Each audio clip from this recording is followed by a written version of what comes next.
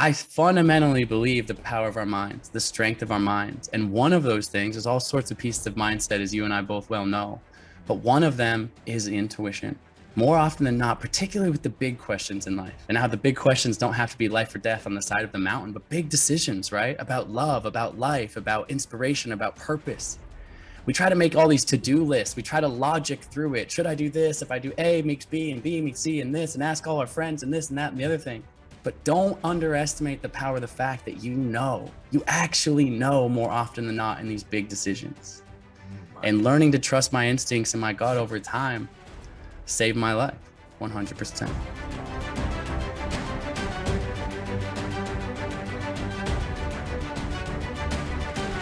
All right, welcome back to the show, everybody. I am so excited. I have someone on the show this week that I've never had anybody like him on my show in the 400, 500 shows I've done. And I think the reason for it is there's nobody like him actually on the planet Earth.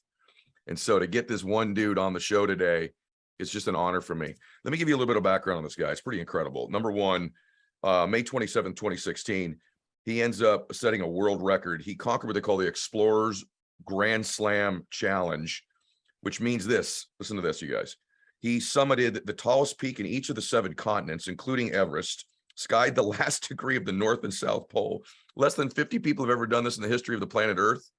Only like a handful have ever done it in less than a year. This dude does it in 139 days. And he's like, yeah, the other thing, then he decides he's going to go all the way across Antarctica, unmanned, like with no assistance, does that in a record time. And this is after, by the way, years before, burning his feet and legs to the point where he was told he may never walk again.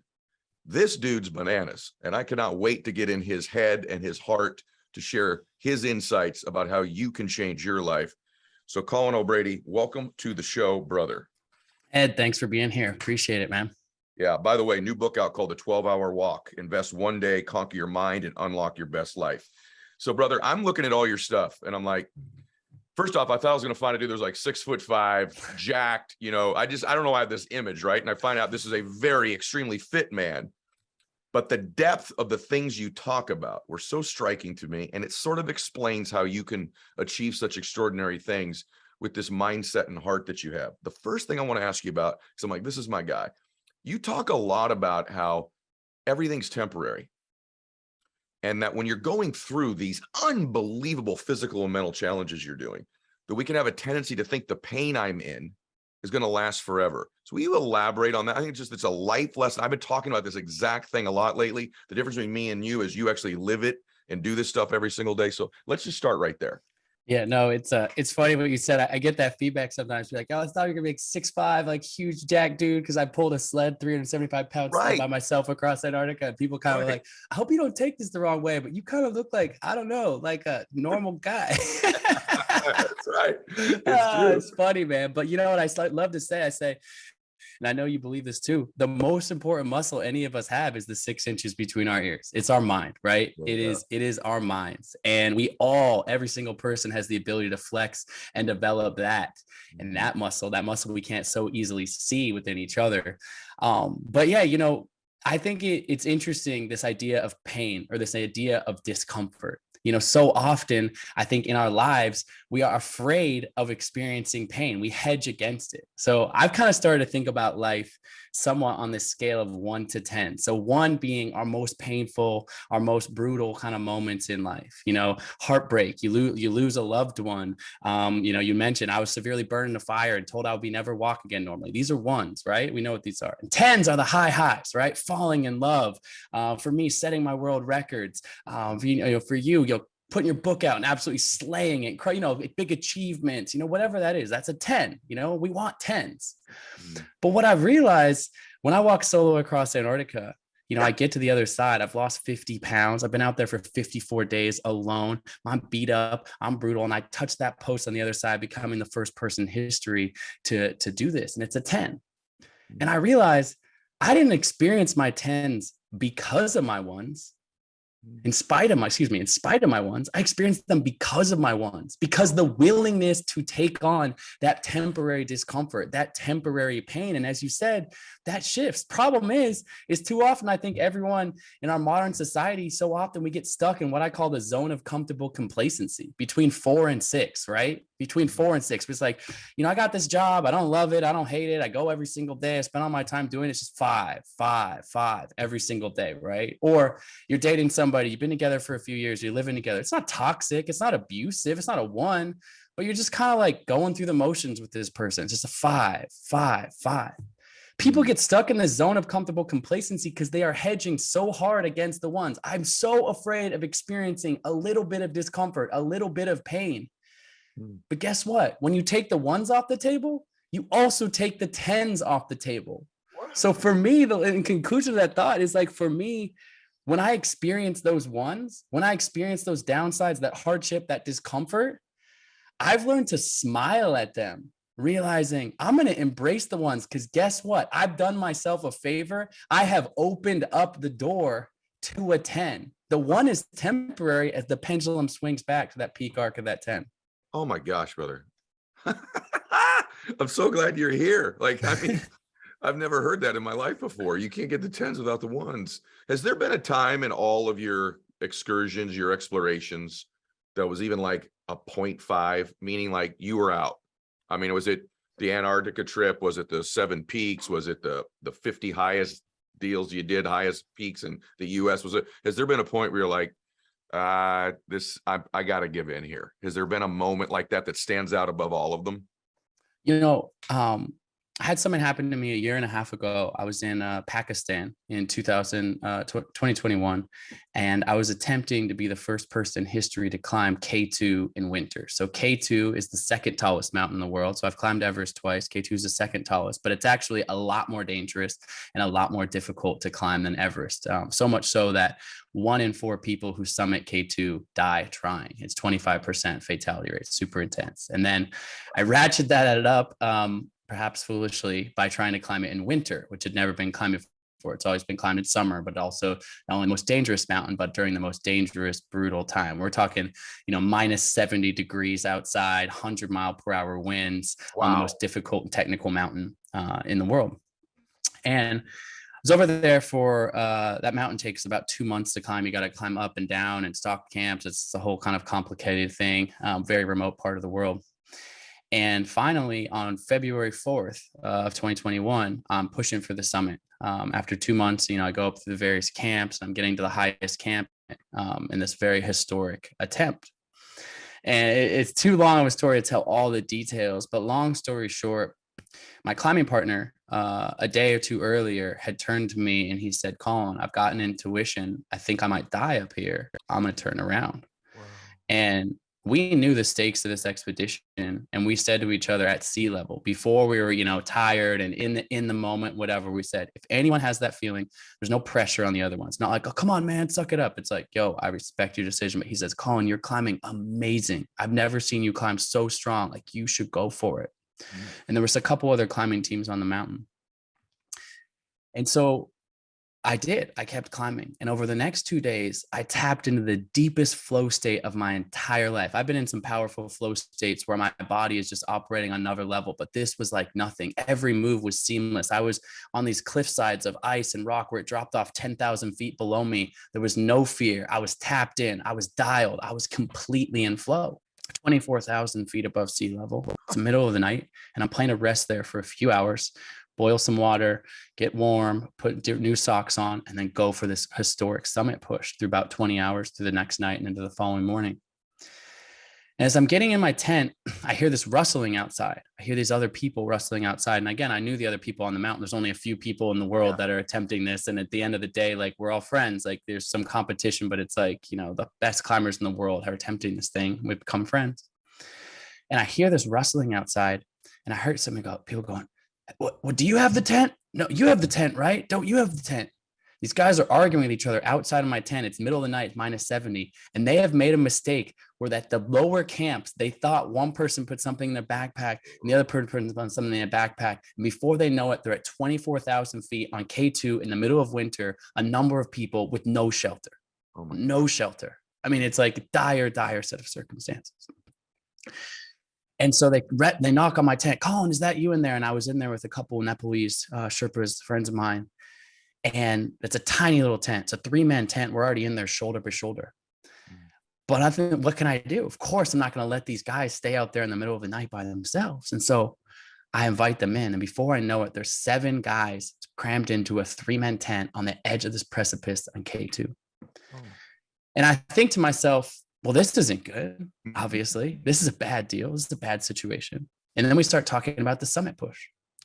And they say to me, Colin, this is a bad deal. I'm sorry about the tent situation, but we're good to go. We're going to rest for a couple hours and let's all go for it together. Your climbing partner already turned back. We can join forces. Like, you got here hours before any of us. You're climbing best of like any person on this mountain. Like, let's go for it. Think of the headlines. Think of the praise. Think of the achievement. Think of all of this. And there was something inside of me. Look, I'm the guy who have pushed through all these hard things. Your introduction to me, you know, like all the things I've done leading up to this. I'm sort of literally, my brand is like the guy who pushes through when it gets hard. I close my eyes in this tent.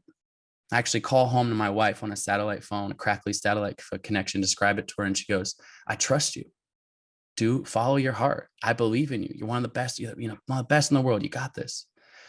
So I close my eyes in that moment. I go into a little bit of a meditation, a little bit of a breathing. I go deep, deep, deep into my gut. And what my gut tells me is, don't go. Don't go. And I sat with that for a second. Don't go. I'm the guy who goes. Don't go. And then I went one step further. I went to my ego. And I said, okay, if I don't go and they go and they reach the summit, I'm picturing them on the global headlines, the praise, the sponsorships, the external achievement side of this. Can my ego handle that? Like, am I prepared to have my ego handle that? Because I'm not going to cheer against my friends here. If they go, I'm going to say, hey, go smash it. I'm proud of you guys. So I played that out, actually felt into that feeling. And the intuition still said, don't go. Don't go. And the second I made that choice and spoke it out loud, my entire body relaxed. I said, you know what? I got to get home to Jenna and Jack. Jack's my dog. Jenna's my beautiful wife. We're trying to start a family right now. And I said, this moment, my intuition is calling me back home. After 2 months on this mountain, achievement just 20 hours away. The guys couldn't believe it. I tell them, I'm not going. They're like, what are you talking about? You're the guy. Well, you're not going. What is going on? You're not going. And I said, I'm not going. There's just something inside of me telling me not to go.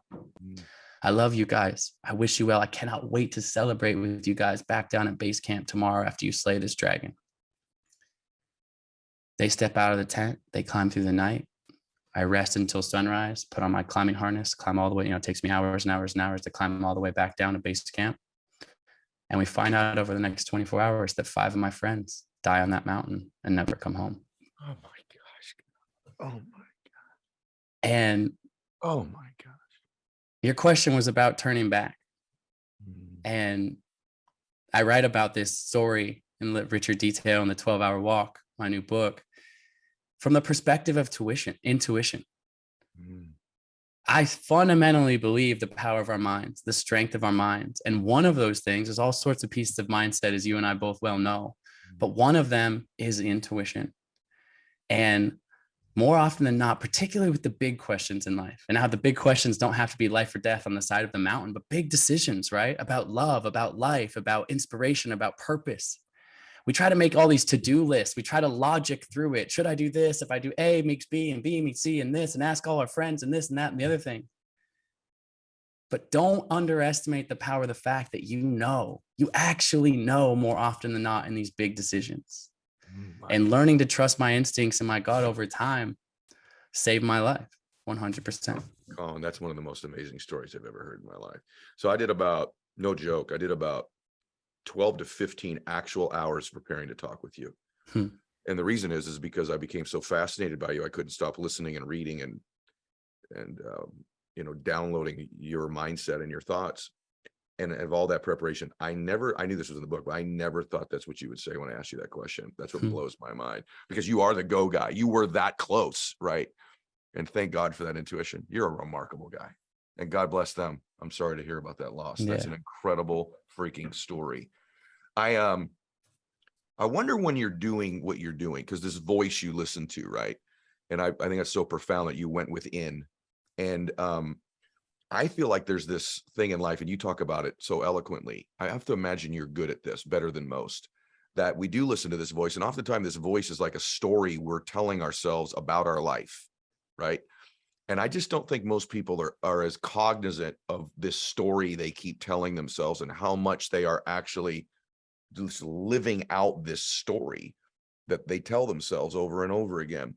I have to imagine you've taken control of that narrative in your life better than most people to have done what you've done.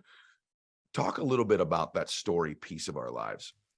So I'm a big believer in this. I think I've heard you say this on social, and I always smile every time that I encounter people that believe this, because we're kindred spirits in this way, which is we are the stories we tell ourselves. We are the stories we tell ourselves. But guess what?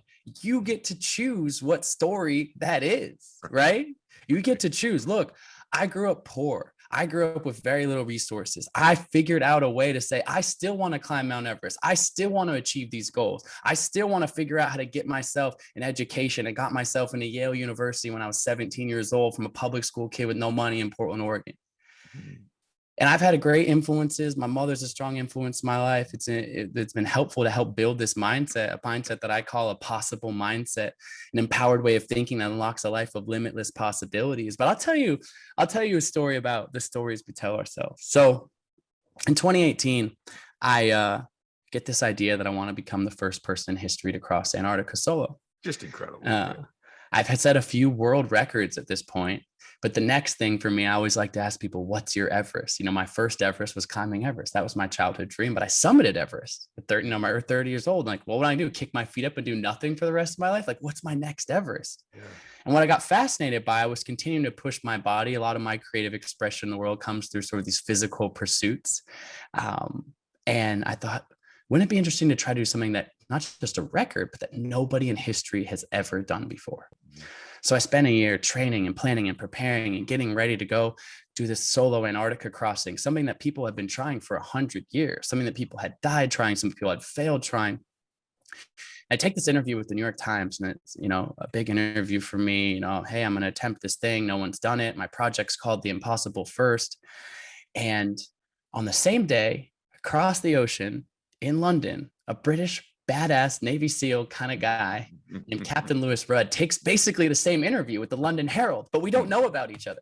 And so these two articles come out on the same day effectively, and they both say American Colin O'Brady aims to be the first person to cross Antarctica solo. And in London it says British polar explorer, badass military dude Lewis Rudd is attempting to become the first person in history to cross Antarctica solo. And we cross-reference though and goes, wait, is that a race? Because here's the thing. People don't realize this about Antarctica. We know it's a super remote part of the world. There's no one down there, but there is one season, the summer, the Antarctic summer, where it's only -40 instead of -100, that you can do this crossing. And there's also only one dude with one plane that can take you to the edge of the Antarctic continent. And so we both called, of course, the one dude. No way, dude. No way. We find ourselves shoulder to shoulder 1 week after this in a cargo plane, sitting shoulder to shoulder to get dropped off on the edge of the frozen continent. No longer just racing history, but about to race 1,000 miles, mano a mano, head to head, each pulling a 375-pound sled behind us with all of our food and fuel, which was going to be nowhere near enough to survive, or enough to feed ourselves properly, but to barely survive. So I look over at Lou, and this dude is like, I know about him. I know he's one of the most famous polar explorers in the world, way more experienced than I am at this point. And he's just a badass. He's the Special Forces British military dude. And I look over at him, and I'm trying to not talk myself out of this race before it even starts, but I can't help. I'm intimidated. And I say to him, hey, gentlemen's agreement. How about we don't get dropped off right next to each other? Because if we're literally right next to each other, 1,000-mile race, like this is going to be ridiculous. And I say to him, how about we get dropped off 1 mile away from each other, but equidistant to the first waypoint. So same distance, but just we're not like literally standing next to each other when we start. And he goes, yeah, fine. So this tiny little cargo plane lands on the frozen continent, edge of the frozen continent. I hop out, I get my 375-pound sled out, and the plane, this little cargo plane, it doesn't even take off. It just drives across the ice for about a mile. And I see this dude jump out. Like I can see him, you know, it's like Antarctica. You can see forever. So it's just like, I can see him. He's like right there. Might as well have been standing next to me. Anyways, we kind of wave to each other, and that's the official, like, okay, ready, set, Wow. go. I pull up my GoPro. I try to say something like ridiculous and profound, like a journey of 1,000 miles, pretend like I'm Ernest Shackleton or something like that. We did it. That's right. I tried it. Yep. Yeah. Yep. And I put my harness on. I've got this harness that's connected to my sled. The reason that it's so heavy is because they're doing something called unsupported. So no resupplies of food or fuel along the way, completely self-supported, which means whatever you take with you in the beginning is all that you have for 1,000-mile journey. Just crazy. Yeah. And I had trained as hard as I could, trained my body, trained my mind, was ready to go, put this harness on, and I begin to start pulling the sled, and I pull into it, and I'm like, I can't move it. I can't move it. And I'm like, okay, shake it off. You're fine. Right. Just early nerves, whatever. Right. And I try to pull it again. I can pull it 10 feet. 10 feet. I'm like, did I not train well? Am I sick or something? I start second guessing myself, right? That's that negative story in my head starts to like come up. I finally take about an hour, and I've moved like a quarter mile, like in these like 10-foot, 20-foot like spurts. And I start crying. I just fall apart and I start crying. But what happens when it's minus 30 degrees outside and you start crying? Freezing. The tears, they start freezing to your face, bro. Come on. It's amazing, man. Which is like, if you want to know the all-time most pathetic feeling in the world, it's being alone in the middle of nowhere with frozen tears on your face, like feeling sorry for yourself. I thought it couldn't get any worse. And I thought, okay, misery loves company. Knew the sled was going to be the heaviest on the first day because as you eat food and you burn fuel, obviously it gets a little bit light, like a pound lighter every single day. And so I think, what's happening with Captain Lou? I finally decide to look over in his direction. I look over to the right, thinking he must be struggling too. Instead, I see a full military man in uninterrupted march, goosh, goosh, goosh, goosh, goosh, disappearing across the horizon, gone. He's not having any issues, and he's gone. No, dude. Wow. So I pull out my satellite phone. My wife has just been my rock throughout my entire life, and we've built these projects together and dreamed these things up, not just a loving partner, but a business partner and just a co-dreamer, co-conspirator in all of our dreams. I pull out the phone, I call her, and she answers. She goes, why you call me? Didn't you just start? And I said, like I said, we named our project The Impossible First. I said, well, babe, I think we named our project the right thing. This is for sure impossible. Which is what are you talking about? I was like, I can't even pull my sled like 10 feet at a time. My gosh. So she says to me, she goes, this is good wisdom. She says, forget about the race. Forget about the external pressure of, the New York Times or people are watching you do this or whatever. Cause I was just embarrassed, man. I was embarrassed, right? Like I told people I could do this. And I thought, you know what? I might fail on the 30th or 40th or 50th day. And I know that you appreciate this spirit, which is, I literally thought it might be impossible, like doing badass stuff that you don't exactly know how you're going to pull it off. Like that's the entrepreneurial spirit. That's how amazing stuff gets created in the world. But I'll be honest, I didn't think I was going to fail on the first day. I thought I might fail day 50. I was okay with that. Right. So anyways, she says, do me a favor. Just get to the first waypoint. It's another half a mile. Drag your sled there somehow. Set up your tent. Get inside your tent. Reset. Rest. Get your mind right. And tomorrow's a new day. Just make a little bit more progress. So I did exactly that. And I go to bed that night. It's 24 hours of daylight in Antarctica. And so it's kind of a bizarre thing. You got eye mask on. It feels like it's high noon the entire time. It's crazy, very disorienting. But I set my alarm for 5 a.m. to get up early and get a fresh start on the day. Alarm goes off. And I joke around. I say, well, who was in the tent with me? It's not Captain Lou. He didn't come back to check on me. He was done. He had dusted me. I was crammed into that tent with the 5 worst versions of myself. Of course, I was sitting there, but proverbially, there was 5 other versions of me in there. Colin, you suck, man. Colin, how embarrassing. Colin, you told everyone you're going to do this. You are miserable. This is the most embarrassing thing of your life. You're not strong. You're not capable. You suck, man. All of these different versions of me just beating up on myself. And you asked, we are the stories we tell ourselves. In that moment, I was telling myself the most negative story I could possibly tell. And I was grasping for straws, but I know I believe this before this expedition. We are the stories we tell ourselves, and we get to choose. And I could barely cut through the chatter in my own brain and my own mind in this moment. And so I literally got up out of my sleeping bag, got out of my tent into the minus 30-degree cold, put my arms as wide as I could, and not just in my head, but out loud to myself in the endless Antarctica abyss, I yelled, Colin, you are strong. You are capable. And I kept yelling that. You are strong. You are capable. Trying to drown out the noise of this. And look, it's not like it made the next day super easy or the day after that, but it started to rewrite my mindset. It started to allow me to be a little more gentle on myself. It started to, by the end, by day 4, by day 5, by day 6, I started writing, Colin, the story is you're strong and capable and you can make it across this continent. My gosh, bro. And that's the difference, man. We have the choice. We are the stories we tell ourselves. But that story has not been written by somebody else. That story's been written by you. You get to decide. I'm so grateful that I'm here right now. Just so I want to know, I just want to tell you what it's like in my body right now. I'm just really grateful I'm here with you right now. It's really interesting. A lot of people, man, say really inspiring things. You actually did and lived this. He actually did this. It's bananas. And I'm just so grateful. Like any of you listening to this that are telling yourselves these stories, and you got the 5 worst versions of you. Imagine if he can change where he was. By the way, let's just do a little spoiler alert here, and then we're going to get into the 12-hour walk because it's connected to this. But what ends up happening between you and him? What ends up happening? You know, the spoiler alert is I do pass him.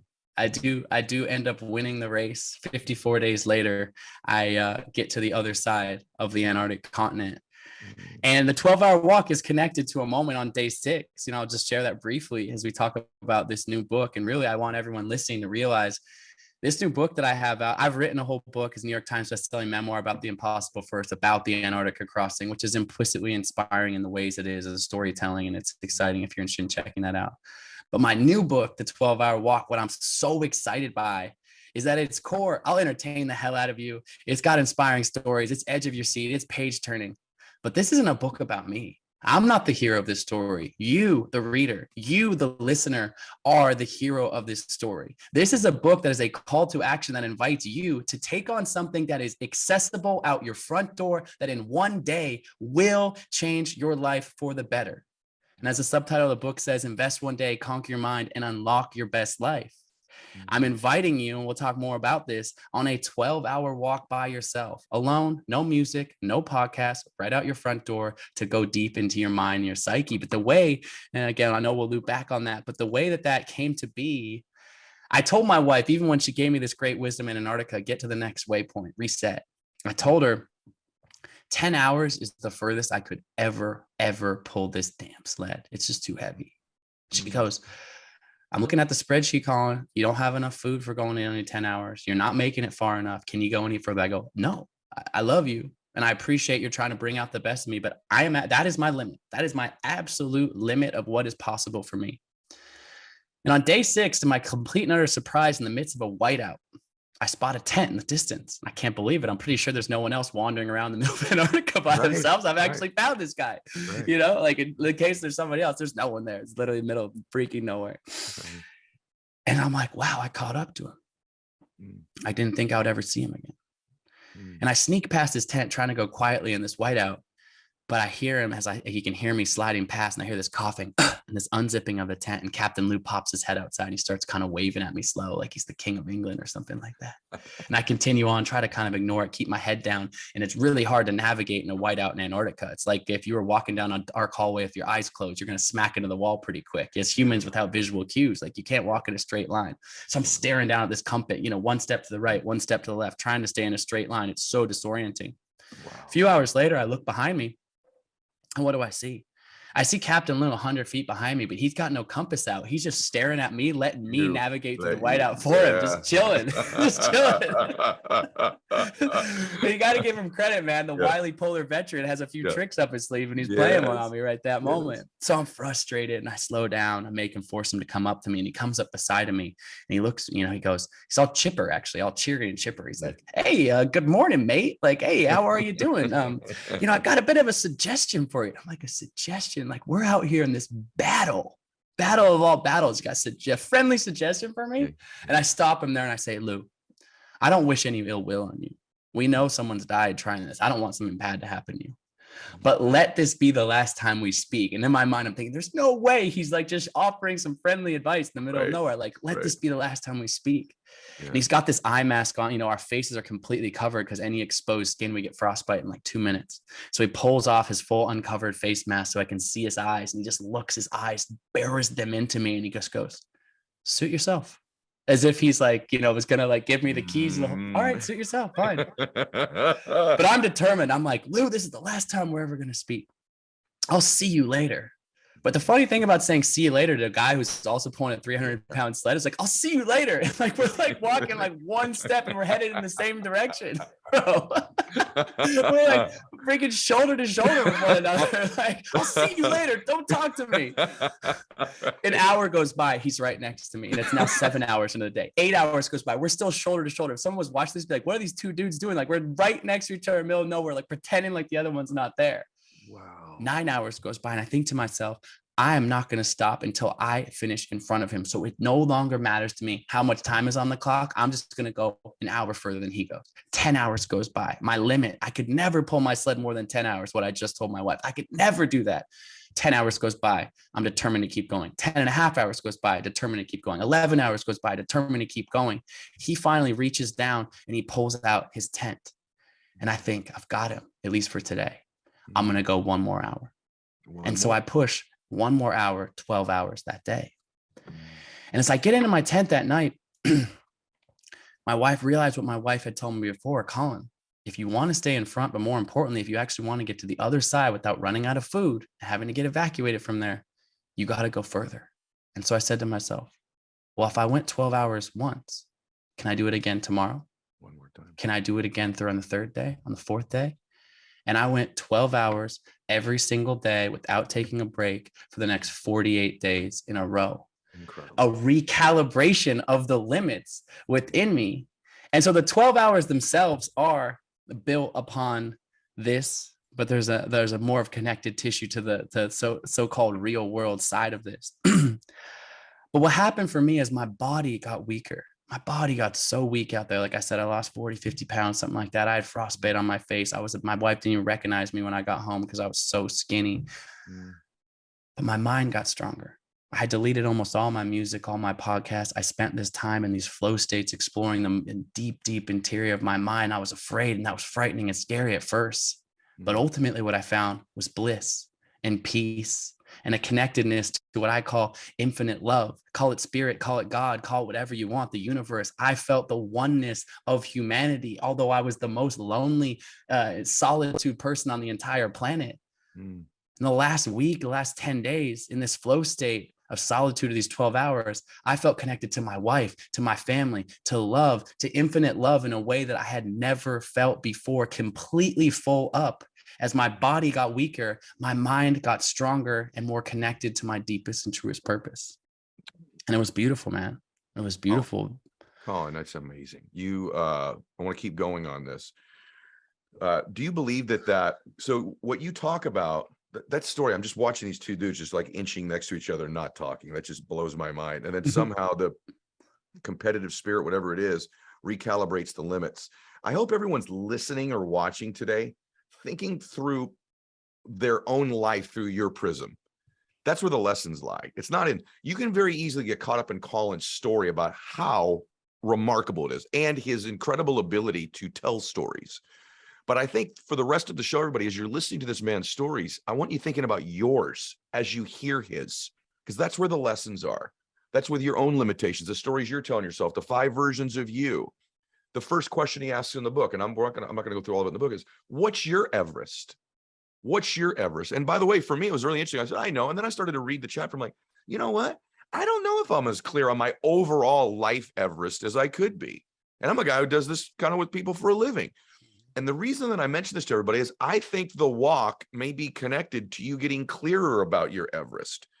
The walk to me, Colin, is like a metaphor for time with self. And you talk in the book, and you can weave this however you want into the book, but you talk about one of the great gifts of all these explorations you've had and the meditation you do is awareness of self. Yes. And I feel like, man, like there's this story that we tell ourselves, which is just this version we've created of us, But then there's all these distractions. There's our worries, there's our fears, there's technology, and the technology, the TV, the social media, the relationships, our angst, our financial issues, all this. They're all really diversions of awareness of self. There's millions of things sort of collaborating to distract us from ourselves. And I think that's the profound power of this book, is that it fights against that. So talk about awareness of self and how it's tied into the profound nature of the book and the work you do. Totally. And I love what you said at the top of that comment, which is I share these stories. I don't need to be patted on the back. Oh, Colin, you did this. You walked across Antarctica. The reason I'm passionate about storytelling and sharing in the ways this is because of you, the listener, because of you, the reader of the book. This is only my one shared experience. And guess what's amazing about life? We all have epic stories. We all have a life story that we're living and that we're authoring.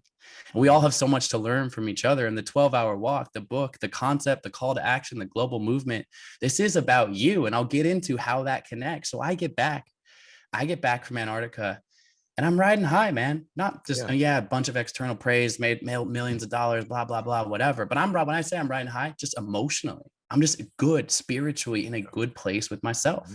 That self-awareness is just, wow, opened up my eyes.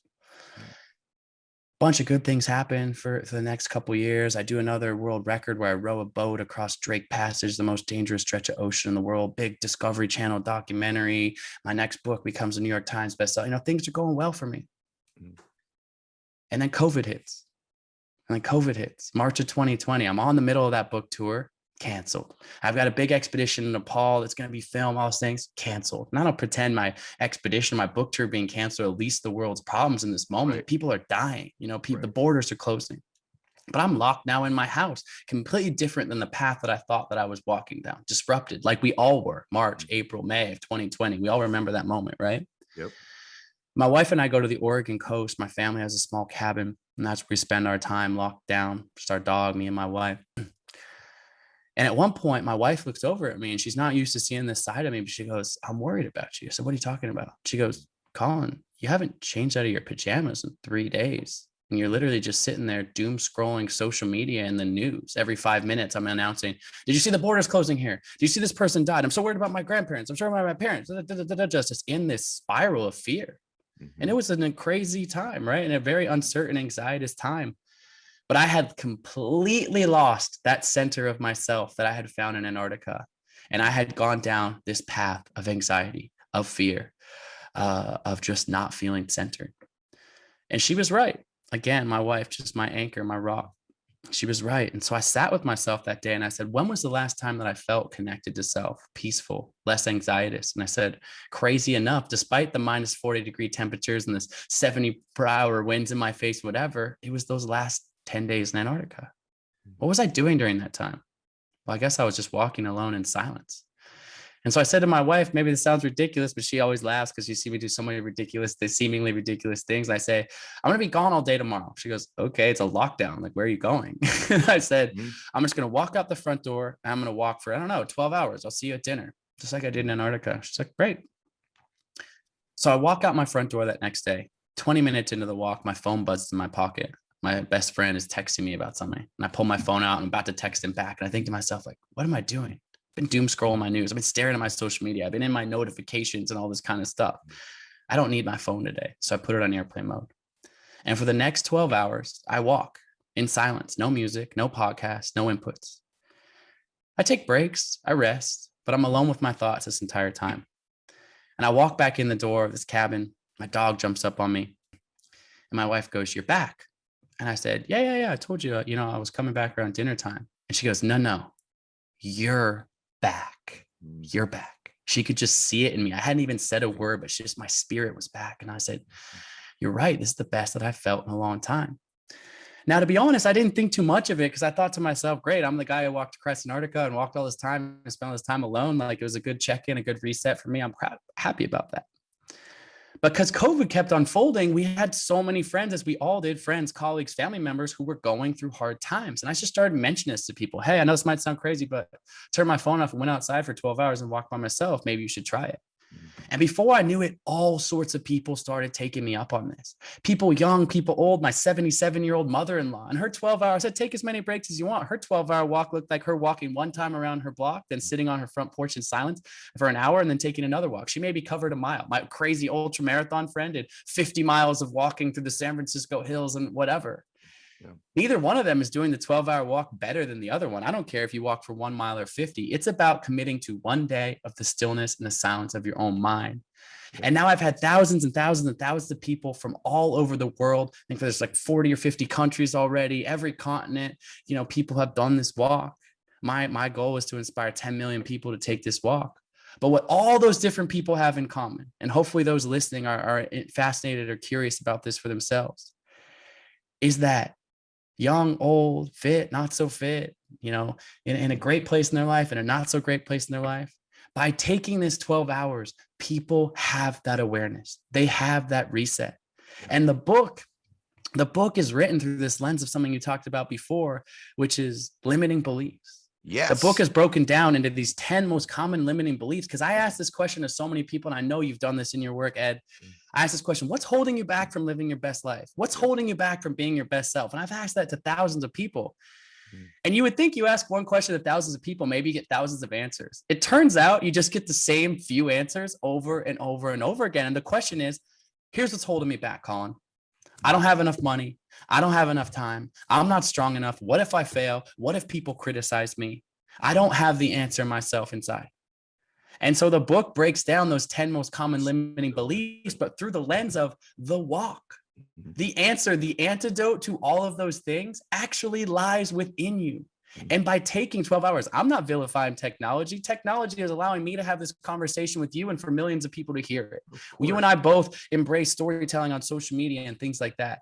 But if you never take a break ever, if you never take a moment to not distract yourself, as you mentioned, Ed, by all of these things that we have swirling, you fail to know yourself. And so the 12-hour walk is an invitation. One day, it might sound like a long time, but the sun's going to come up tomorrow and it's going to set before you know it. In that amount of time, you can fundamentally change your life. It is free. It's right outside your front door. I've created an app and a website that helps support all of that, 12hourwalk.com. I become your accountability partner, but it's literally free and accessible for any person. Like I said, take as many breaks as you want. But the person that you will be when you walk back in that front door, as Jenna, my wife, said to me, you're back. You will find yourself or that purpose again. And it is simple, but profound. The depth of the programming on this, Colin, is so profound. We weren't designed to be like we are right now. We weren't designed to be in these little boxes. We weren't designed to be getting input all the time. We weren't put together this way as humans, yet we function this way. And this limiting belief part of the book is profound. It's actually part 2 of the book. And he goes through, I hate being uncomfortable. I don't have enough money. I don't have all these different things. And, you can begin to believe all these limiting beliefs when you're not aware of yourself. But when you actually do things, there's 2 things about your work that blow my mind. One, the walk. I have to tell you that I was preparing for this interview. I decided to take a walk getting ready to read the 12-hour walk. I love that. Right. So I live at the beach and I walked, and it's a beautiful view.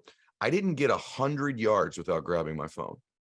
And all these different reasons I grabbed it. It did buzz with the text. Then I'm like, I got to get a picture of that wave right there. Wait a minute. This would be a great social media post right here. I couldn't get 100 yards. And I'm thinking, and then I finally said, can you do this favor? I haven't read your book yet at that time. I'm like, can you walk from this end of the freaking beach to the other end of the beach without grabbing your phone? And just that was a gift to me. Just that alone with my steps, I could hear my breathing. I looked at my feet in the sand. By the way, I could have been in the park anywhere. The next week, I'm in Central Park. I was doing Good Morning America. And I had done the show. I'm like, I'm just going to go take a walk. And it felt incredible to keep my phone in my pocket. And now from now on, I'm going to take it with me sometimes. Never mind a 12-hour walk. So there's 2 things about your work. One, I think pushing yourself to these places you don't think you could go. You then learn things about you didn't know. So that's one part of your work, this extreme, see if I can go do this. Not enough of you listening to this are seeing if you can go do something, not knowing you can, not being completely prepared, just seeing if you can go do something. You will learn so many things and become so much more self-aware. And then ironically, the other part of that from that walk in Antarctica is this idea of just unplugging. And so what would you, I just want to make sure I give my stamp on both parts of it, because I think they're connected, but they're different, right? What if you had never pushed yourself to an extreme? I'm just curious. You burned your legs and your feet. And by the way, he's in this hospital. It's unsanitary. There's cat walking over his body. And again, his mom comes. And what if after that, because he decides, by the way, I just got to give this away to everybody. It blows my mind. He's like, his mom says, "What's your Everest?" Basically, while he's laying there. And he's like, "I don't know. I'm never going to get out of here. I'm never going to walk again." And I'll just speak it for Colin. Colin says, "I'll do a triathlon." 18 months later, this dude does a triathlon after he was told he could never walk again. And he freaking wins it. He freaking wins the triathlon. It's insane. And then you've gone on. What if you had never pushed yourself, never known what you were capable of? Because there's a lot of people, Colin, that go through this whole life in the 5-6 range, never knowing what they're capable of. What if you had never done that in your life? How much different do you think you would be? Your marriage would be.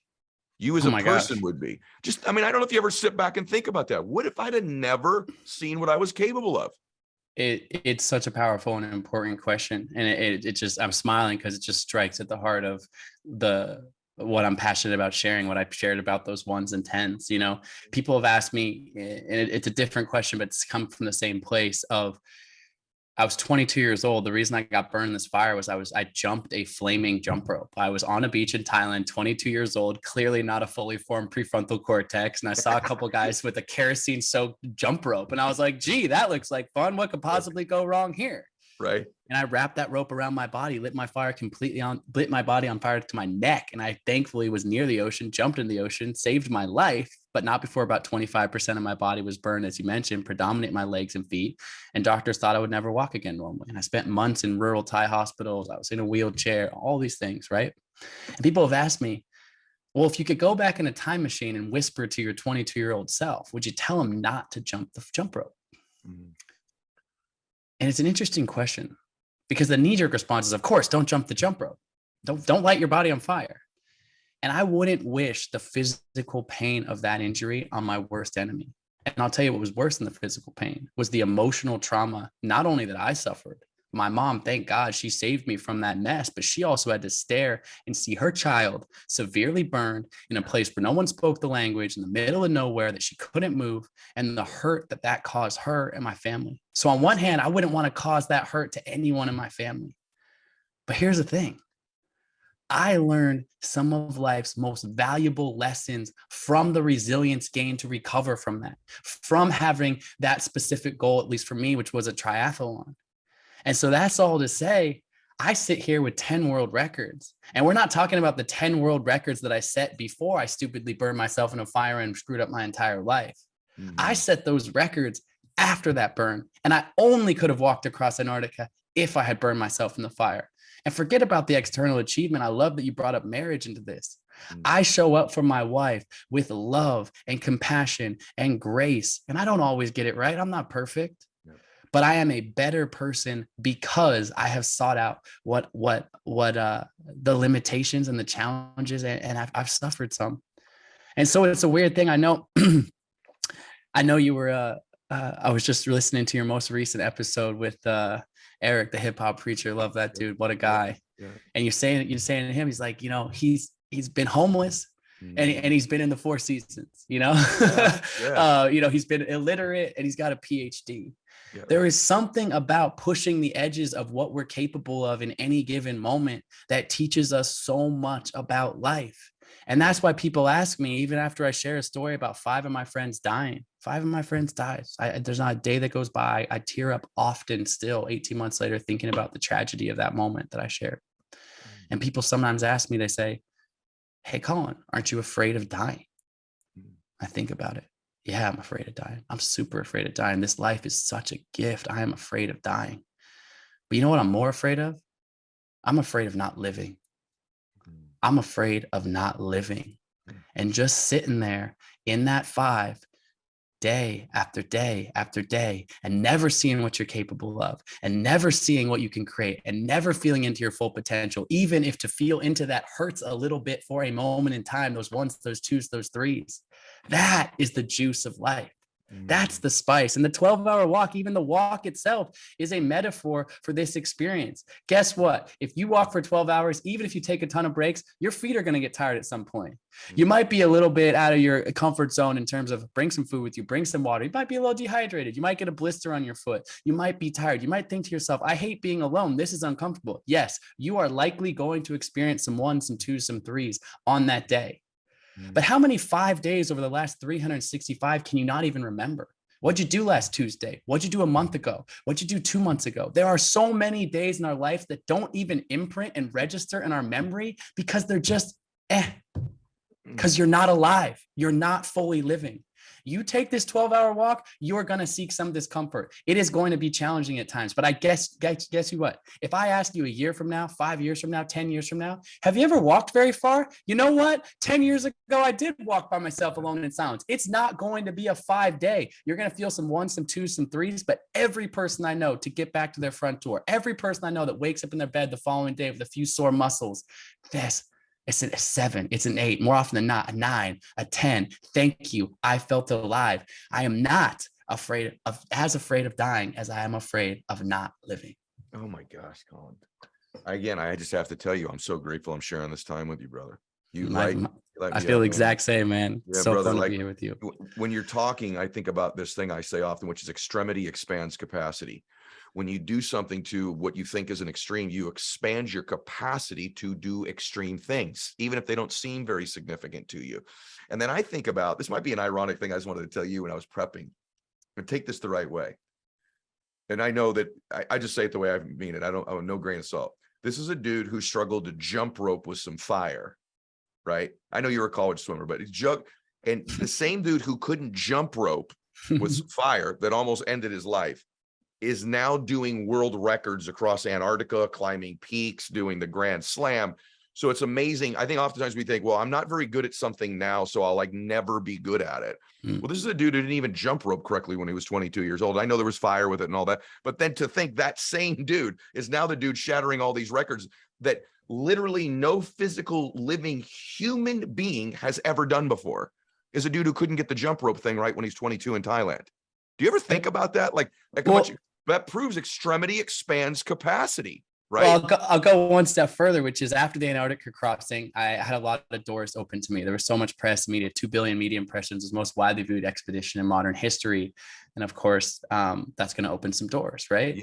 Yeah. And it was a beautiful experience, a beautiful moment in time that I'm deeply humbled and grateful for. We was able to build a very successful and lucrative series of businesses on the back of that, et cetera, et cetera. But I decide that Bear's what's your next expedition? And I get this idea to row a boat across Drake Passage. So a rowboat, tiny little rowboat. For people who don't know, Drake Passage is the most treacherous stretch of ocean in the entire world. So from the southern tip of South America all the way to Antarctica, 750 miles. It's where the Atlantic, Pacific, and Southern Ocean all converge. And that convergence of those ocean currents creates like 40-foot waves, and there's icebergs. It's freezing cold. I mean, it's insane. There's been a laundry list of thousands of boats that have shipwrecked in Drake Passage, but not just like 100 years ago. 10 years ago, a cruise ship sunk in the middle of Drake Passage. Like, that's how crazy, like, that's a modern time cruise ship still sunk in Drake Passage. And I'm thinking, I'm going to get a couple of buddies and we're going to row a boat, no motor, no sail, 28-foot long, 3-foot wide, 2 feet off the water's edge, and open hull. So we're getting crashed the entire time. So I go to discuss Discovery Channel. It's like, I want to film your next thing, whatever it is. Tell me what it is. And so I go to them and I say, well, my next thing is a rowboat crossing of Drake Passage. No one's ever done it. And they say, great. They sign this big, 7-figure check to produce the whole thing and pay, whatever. Great. It's going to be awesome. I'm leaving in 3 months. It's a pretty quick turnaround. And I finally, after all the paperwork signed, everything's down, ready to go, I turn to the producers. My family knows this, but most people don't realize this. I'm rowing a boat across Drake Passage. I said, that's great. And I said, but I got one thing I got to tell you. I've actually never rowed a boat anywhere. Come on, man. Anywhere. Literally, not at summer camp, not Oh at, my gosh. Come on, dude. not at not in college, not Come like on. ever. I've never. I mean, and I've also not spent, it's not like I'm a sailor, so I don't know like everything about ocean and seafaring. This is a 100% fully unfamiliar thing. That's The bananas. thing that's not unfamiliar is pushing my body, Right. or pushing my mind, or taking on big goals or things of that nature. But I have literally never rowed a boat anywhere ever. And so I reached out to a buddy of mine who's a rowing coach in Portland, Oregon, where I grew up. And I said, I need you to come meet me down at this dock and teach me a little bit about rowing. And so he's like, yeah, sure. And I kind of explained the whole thing. He thinks, you're out of your freaking mind. Maybe 5 years from now, when are you doing this? I said, well, I'm leaving in 3 months. And so he gets me on this one-man single rowing school. You maybe have seen people do that or pictures of it or whatever. And I get in there. I'm in 6 inches of water on the dock. I try to take my first stroke and I fall flat on my face. I literally fall out of the boat and I'm like flailing around in 6 inches of water. And I stand up soaking wet. Oh and this is that moment where you go like, either I am an idiot. And of course, this is an extreme example. I'm never going to be a rower. But here's the thing. I said to him, I look at him and I go, well, I guess I'm not a rower. But one word changes that. I guess I'm not a rower. Yet. I'm not a rower yet. We've got 3 months for that. And that is everything, right? We talk about growth mindset. That is it. I'm not, whatever you are right now, no matter what age you are, you're listening to this podcast, wherever you are, your hopes, your dreams, your Mount Everest, what's your Everest? You haven't reached the summit of your Mount Everest yet. Here's the thing. Kobe Bryant had to shoot his first hoop at some point. Stephen King had to sit down and write the first paragraph of his first novel before he could write 65 of the best-selling books of all time. Meryl Streep had to try out for her school play. All of these people were not at the top of their game when they came out of the womb. But at some point, they chose to stay in their identity, in their own confidence, in their own strength, in the story that they are writing about themselves. I am not this yet, but I can be and become anything I set my mind to. And 3 months later, I became the first person in history to row a boat successfully across the most treacherous stretch of ocean in the world. You can see the documentary Discovery Plus, as it's called, The Impossible Row, if you want to see me get bashed around in some crazy ass situation in the middle of the ocean. Dude, but we can be and become anything we set our minds to. And that's the truth. That's just unbelievable. And the way you tell a story and weave in the point, it's just so freaking good. I really do believe this too. The people that I know that are the most happy and successful, or just one or the other, have a lower threshold of how good or how prepared they think they have to be before they actually start something. And the people that aren't very happy or that aren't very successful have this massive threshold of what they think they have to know to just begin. And so they don't begin, to your point. Now that is rather mind-blowing. It's like Rob O'Neill was on my show, Kill Bin Laden. He didn't know how to swim weeks before becoming a Navy SEAL. Wow. Then I have you on and you're telling me I've never rowed a boat and you're doing something that freaking bananas. It just blows my mind, bro. Let me ask you a couple last things, because I want to make sure that everyone gets this book too. But what would be next for you? I'm sitting here going, what the heck else can you do, dude? Like, so is there something brewing in that brain of yours right now that's the next thing that you're working on? This is the most sincere answer. There's 2 things that I'm working on right now. Will I set other world records or certainly push my body in other expeditions? Yes, I'm passionate about that, and that's always going to light me up, or at least will for this chapter and multiple more chapters of my life. There's 2 things that I'm most focused on. I ask myself this question often, Colin, what's your biggest Everest? And I write this at the end of this book. Yeah. One is starting a family. My next Everest is I want to have children. Yeah. Now, that doesn't mean I'm not going to also do expeditions and continue to run my businesses and continue to strive. Mm-hmm. But my heart is really passionate about that. And the other thing is truly, truly, truly, my next Everest in this regard is to inspire 10 million people to take the 12-hour walk. That's my goal. That's my Everest in this moment. And again, I do things in parallel. So I'm also, yes, I'm building other expeditions, and yes, I'm building other things, but I am passionate about that. And the question is why? Well, I know this because I know about your work and what you do. Just because you have these personal tools within yourself, Ed Mylett, the badass, the genius, the creative, the amazing entrepreneur, you sit here passionately wanting to share with other people because the ripple effect of positivity and uplifting that we can have in the world. For me, the 10 million people doing the walk, like I said, get the book. I'd love for you to pick up the book, 12hourwalk.com, sign up for the walk. It will change your life. But it's not like I get $1 for every single person who does the walk. It is free. It's outside your front door. There's no barriers to entry on purpose. So why do I care so much? Because I believe 10 million more people on this planet knowing themselves better, the ripple effect of positivity through your community as a spouse, as a colleague, as a human being on this planet will lift the collective energy in a positive way. And I'm passionate about, yes, pushing myself, and I'll continue to do that. But right now, my biggest Everest is to inspire that change in the world at scale. Because it's so crazy to me. We all have this ability. We actually all have access to it. I'm not saying, hey, wait till you have $1 million and you can fly to the other side of the world to do the thing, whatever. I am literally saying, put on your running shoes, commit to a day, sign up on my website, and walk out your front door. And if every single person took just 12 hours to look inward for themselves, the planet, the world that we live in, would be in a better place. More innovation, more creativity, more trust, more love, more compassion, more empathy. My gosh. Bro, you blow my mind. But in the book, I'm so pulled into you that I'm forgetting that we're even having a conversation sometimes. And that doesn't happen when I interview. He has this outline in the book about commit, record, unplug, walk, rest, and reflect. I want you to get the book so you understand what all of that stuff means, guys.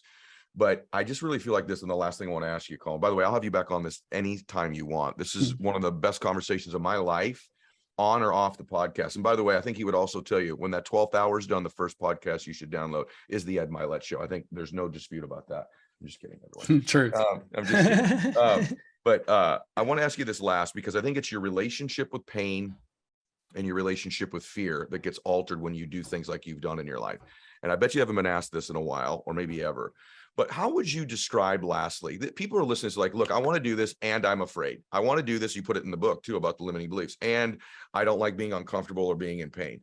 You have developed, as have other people I know, and whatever they're good at, they have a different relationship with pain. They have a different relationship with fear. Because I think we build relationships with these things. And I think pain means something to some people that it doesn't mean to others. Fear means some things that it doesn't mean to others. So the last thing I'd ask you, because there's 100, look at this. I mean, there's 100 more things I'd love to ask you. How would you describe your relationship with pain and fear, the one that you have currently? And I think we'll leave it on that, and then we'll have them get the book. I love it. I love it. Yeah, we'll definitely have to get around to it at some point. I would love that. Get the rest of the page of those notes. Sincerely, I love it. One thing that I love to say, it's something that's a reminder of myself. It's a paraphrase of a Hakuri Murakami quote that I've kind of made my own a little bit, but is pain is mandatory. Suffering is optional. Pain is mandatory. Suffering is optional. What I mean by that, at least what that means to me, is life is hard, man. Life is hard. Like, I don't care if you were born into a billionaire family. I don't care if you were born, homeless. I don't care if you were born in a rural part of the world with no drinking water, or you're, born in a penthouse in Manhattan. Life is inevitably hard. It is hard. It truthfully is at times. And it's also beautiful and amazing, and it unfolds in incredible ways. But there are times when it is implicitly hard. It's, in this point, painful. Pain is going to happen, emotional, physical, etc. But we get to choose. In those moments, it's so easy to start asking ourselves questions. Is painful? Should I give up? Why me? Why is this happening to me? This shouldn't be done. All the things, right? But I've come to realize that truly one question only matters when facing these great obstacles or this pain, which is, how will you respond? How will you respond? You have a choice in this moment. Is it, you're going to choose fear? You're going to lean into fear of this moment, or are you going to lean into love? Is that moment of, like I said, embrace the ones? Is this an insurmountable obstacle that you just want to do everything to avoid? Or is this a huge opportunity for growth? You get to decide. The objective thing of the pain is going to happen to you at some point or many points throughout your life. But you get to choose if you're going to apply that to suffering. to suffering. That's your choice. That's so. And so for me, that's my relationship with fear and pain, man, is that they are inevitable, but we can use them as fire, as fuel to make ourselves stronger and more realized and to feel that juice of actually being alive. I'm so glad I asked you that, man. I got all kinds of questions. I want to know what a relationship with a Sherpa is like after you've gone through that journey. There's all these things I want to know from you. So we're going to have you back on again. Listen, first of all, I just want to say this. I want you to hear me. Thank you. Thank you. I'm so grateful that you spent this hour with me and the people I love so much in our audience here today, bro. So thank you so much for being here. Secondly, go ahead. You were going to say something. I was just going to say thank you, man. It's an honor to sit down with you. Like I said, I've long admired your work, and we have many mutual friends overlapping in our community. So it's so fun to be here and sit with you, and your positivity, your joy, what you bring to the world is so impactful and so beautiful. So it's an honor, my friend. Thank you. And now I count you as a friend. And the second thing I want to tell everybody is that you need to go do the 12-hour walk and go pick up the book, The 12-Hour Walk. This is one of these things where yours was great. There ain't another book like it. You ain't ever heard this before. There's another book like this. This is just another one of those. Oh, it reminds me of that. Nah, this doesn't remind you of anything. And so please go get Colin's book. Follow him on social media. And everyone share this show. This is something people need to hear, what we covered today. And I implore you to share it. We are the fastest growing show in the world because all of you share the show. So please make sure that you go get Colin's book and you participate in the 12-hour walk as well. Colin, thank you again, brother. And everybody out there, God bless you. Max out your life.